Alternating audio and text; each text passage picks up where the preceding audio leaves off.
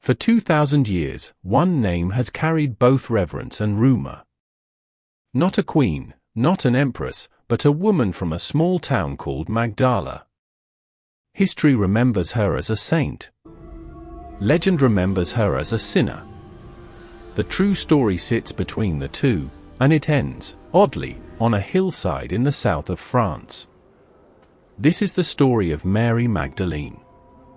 She came from Magdala, a busy town on the Sea of Galilee, known for fish and dye work. The name Magdalene meant of Magdala. Not a family name, just her home.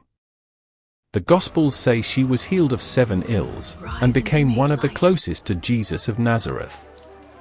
She helped fund his work, with other women of means. She stood at the cross when most men had fled.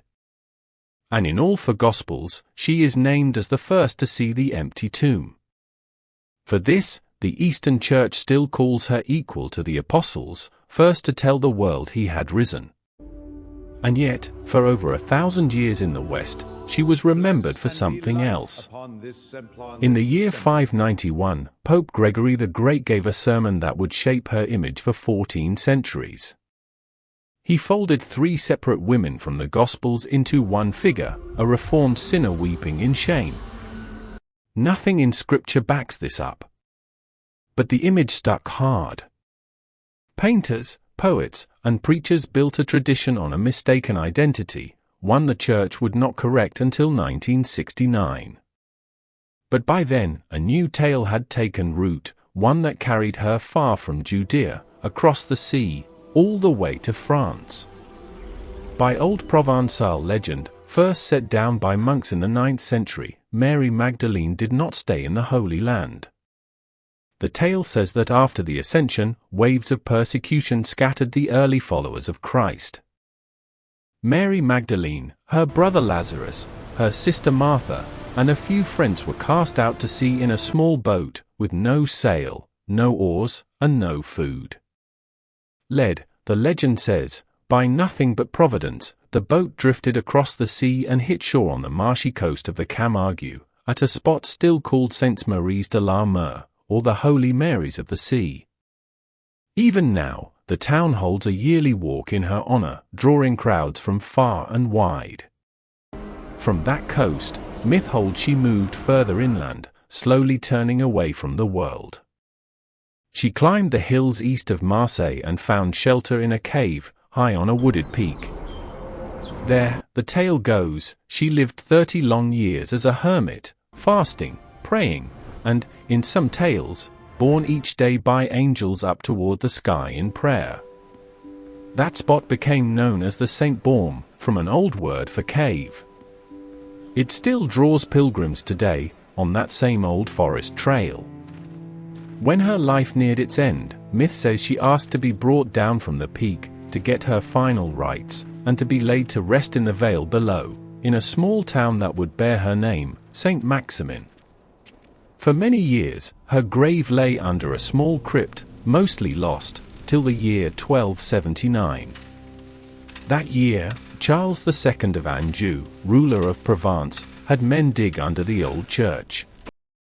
What they found was a stone tomb with bones held to be those of Mary Magdalene, with a note, said to have been hid long before to keep them safe from raiders on the coast. Pope Boniface VIII said the relics were real in 1295. Word spread fast across Europe.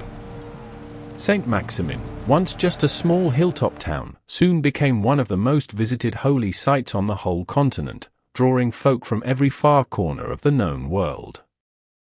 To properly house the relics, Charles II ordered a grand church built in her honor.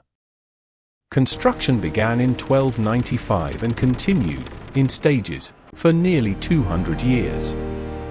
The final result was the Basilica of Saint Maximin la Saint Baume, the largest Gothic building anywhere in Provence, and one of the few true Gothic churches built so far south. Inside, tucked beneath the high altar, sits a crypt dating back to the 4th and 5th centuries, far older than the basilica above it, and long believed to be her original resting place.